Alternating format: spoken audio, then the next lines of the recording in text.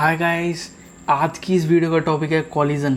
आज की इस वीडियो में हम समझेंगे कि कॉलिजन क्या है, कॉलिजन के कितने टाइप्स होते हैं और कॉलिजन का हम मैथमेटिकल एक्सप्रेशन भी करेंगे। तो गाइस, ये जो कॉलिजन का मैथमेटिकल एक्सप्रेशन है, इस पे बहुत ही ज़्यादा न्यूमेरिकल पूछ लिए जाते हैं और कभी कभी ये मैथमेटिकल एक्सप्रेशन भी पूछ लिया जाता है। अगर आप एक दिल्ली यूनिवर्सिटी के स्टूडेंट हो तो मैं आपको एक सजेशन दूंगा, आप लोग इस टॉपिक को भी पढ़ के जाएं। कॉलिजन क्या है, उसके क्या क्या टाइप्स हैं, या फिर उसका मैथमेटिकल एक्सप्रेशन। तो आज की इस वीडियो में हम यही सब समझेंगे। तो गाइज़, अगर आपको ये वीडियो अच्छी लगे तो वीडियो को लाइक कर सकते हो और साथ ही साथ चैनल को सब्सक्राइब कर सकते हो। तो हे गाइज़, मैं हूँ आपका दोस्त लाडी और आप सभी का स्वागत है आपके अपने चैनल पर। तो चलिए इस वीडियो को शुरू करते हैं। तो गाइज़, सबसे पहला टॉपिक है हमारा कॉलिजन। तो सबसे पहले इसको समझते हैं कि कॉलिजन है क्या। A collision is said to be take place when two bodies are approaches each other and a large force act on it colliding body for a finite point। तो इसको समझो। A collision is said to take place। जो collision है, collision का मतलब टकराना होता है। जब कोई दो बॉडीज़ आपस में टकराती हैं तो उसको कॉलिजन कहते हैं। तो a collision is said to be take place when two bodies are approaches each other. Collision तब कहा जाएगा जब दो बॉडीज एक दूसरे की तरफ अप्रोच करें, एक दूसरे की तरफ क्या करें, अप्रोच करें, एक दूसरे की तरफ आएँ। And a large force act on it, और क्या हो, उनों के ऊपर एक लार्ज फोर्स एक्ट हो, दोनों के ऊपर ही, क्योंकि भाई दोनों के ऊपर ही तो एक्ट होएगी। तो दोनों के ऊपर एक लार्ज फोर्स एक्ट हो ऑन ईच कोलाइडिंग बॉडी।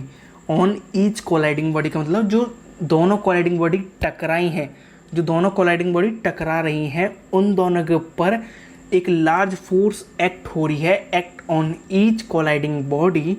कितनी देर के लिए? For a finite point. कहाँ पर? एक फाइनाइट पॉइंट पर। मतलब कि कॉलिजन को ऐसे समझो, एक कॉलिजन मतलब कि एक कॉलिजन जो है वो is said to be take place when two bodies are approaches each other. मतलब कि जब दो बॉडीज़ एक दूसरे की तरफ अप्रोच करें, और जो लार्ज फोर्स एक्ट हो उनके ऊपर, किनके ऊपर? कोलाइडिंग बॉडी के ऊपर। किसके लिए? फॉर ए फाइनाइट पॉइंट के लिए, एक फाइनाइट पॉइंट के लिए। और इसके टाइप्स को समझते हैं हम कि इसके कितने टाइप्स होते हैं। तो इसके दो टाइप्स होते हैं कॉलिजन के। एक होता है इलास्टिक कॉलिजन, दूसरा है इनइलास्टिक कॉलिजन। तो एक एक करके समझेंगे हम। इलास्टिक कॉलिजन को समझते हैं। एक collision is said to be elastic. कोई कॉलिजन इलास्टिक तभी कहा जा सकता है अगर ये दोनों प्रॉपर्टीज उसमें हों। पहली प्रॉपर्टी क्या है? The final particle after collision are same as the initial particle before collision. इसके लिए आपको मैं समझाता हूँ। मान लो ये दो बॉल हैं, ये v वेलोसिटी से आ रही है, ये हमारी पीछे से आ रही है और ये यहीं पे है। तो इसका कहना है, पहला पॉइंट क्या कहता है? The final particle after collision. After before में आपको ये कन्फ्यूज़न नहीं होना चाहिए। बिफोर का मतलब होता है पहले, आफ्टर का मतलब होता है बाद में। तो जो फाइनल पार्टिकल है आफ्टर कॉलिजन, कॉलिजन के बाद, जो हमारा फाइनल पार्टिकल है कॉलिजन के बाद वो क्या हो? सेम हो as the initial particle before collision. वो सेम होना चाहिए जो हमारा इनिशियल पार्टिकल है बिफोर कॉलिजन, मतलब कि कॉलिजन से पहले था। इसका ये कहना है। दूसरा प्रॉपर्टी मतलब कि दूसरा पॉइंट ये समझाता है कि the sum of kinetic energy of the particle after collision. Collision के बिफोर एंड आफ्टर की आपको समझ होनी चाहिए कि जो सम ऑफ काइनेटिक एनर्जी है पार्टिकल की आफ्टर कॉलिजन इज सेम। वो क्या होनी चाहिए? वो सेम होनी चाहिए। किसके इक्वल होनी चाहिए? मतलब सेम होनी चाहिए जो सम है, sum of kinetic energy of before collision. इन दोनों की जो सेम होनी चाहिए काइनेटिक एनर्जी, बिफोर कॉलिजन की और आफ्टर कॉलिजन की, सम की दोनों के सम की। तो ये फॉलो करता है क्या? ये फॉलो करता है law of conservation of momentum को। ये इसका फॉर्मूला है। पहली प्रॉपर्टी जो मैंने आपको ऊपर बताई वो क्या था? m1u1 plus m2u2। ये इसका फॉर्मूला है। तो m is equal to m1v1 plus m2v2। M1U1 plus M2U2 is equal to M1V1 plus M2V2। दूसरा है इसका फॉर्मूला हाफ ऑफ M1U1 का स्क्वायर, जो मैंने ऊपर बताया कि sum of kinetic energies before and after particle की, तो ये था half of M1U1 square half of M2U2 का square is equal to half of M1U1 का square plus half of M2U2 square, और ये फॉलो करता है कंजर्वेशन ऑफ एनर्जी को। दूसरा है हमारा inelastic collision. A collision is set to be inelastic अगर ये दोनों चीज़ उसमें हो। पहली चीज़, final particle after collision are same.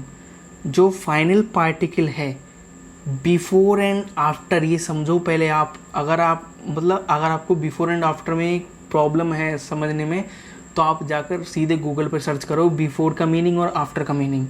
तो बिफोर का मतलब होता है पहले, आफ्टर का मतलब बाद में। तो जो फाइनल पार्टिकल है after collision are same as the initial particle before collision. दूसरा पॉइंट कहता है, दूसरी प्रॉपर्टी है जो काइनेटिक एनर्जी है आफ्टर कॉलिजन, जो काइनेटिक एनर्जी हमारी आफ्टर कॉलिजन के बाद में, वो डिफरेंट होनी चाहिए इनिशियल वन से, पहली वाली से।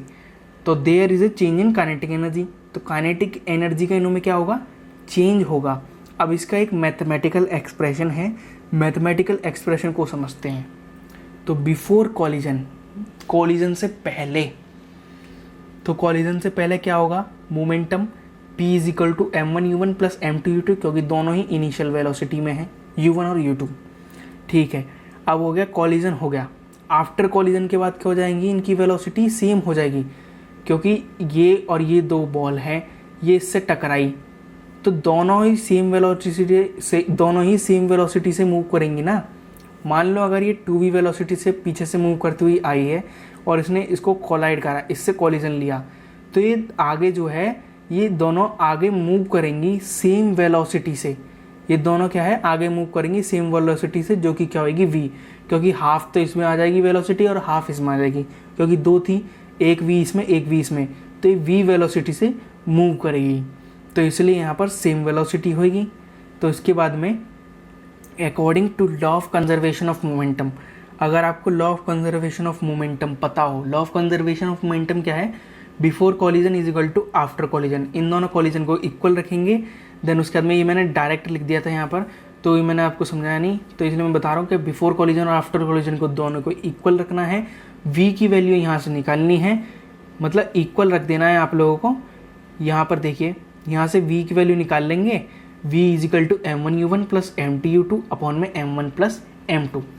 तो यहाँ पर इनिशियल काइनेटिक एनर्जी क्या होगी, इनिशियल काइनेटिक एनर्जी होगी हमारी M1 हाफ ऑफ M1U1 का square plus half of M2U2 का स्क्वायर, और फाइनल काइनेटिक एनर्जी वही जैसे मैंने ऊपर बताया आपको, बिफोर कॉलिजन और आफ्टर कॉलिजन वाला सेम।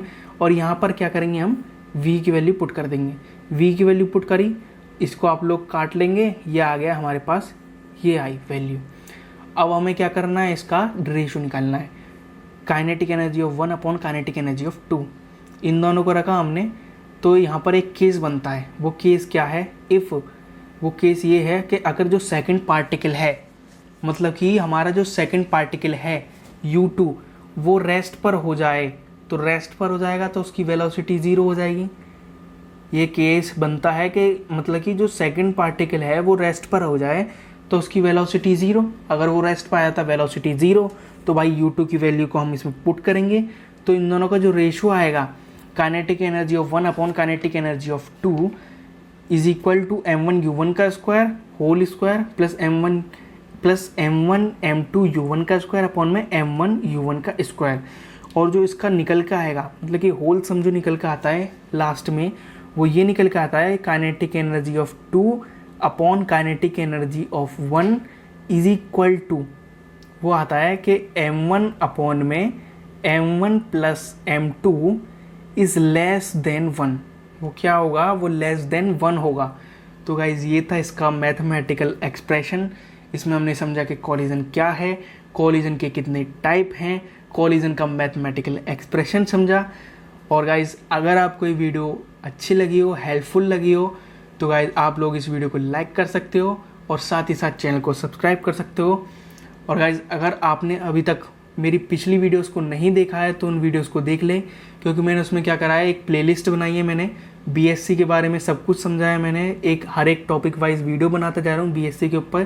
केमिस्ट्री की अलग बना रहा हूँ और फिज़िक्स की अलग बना रहा हूँ।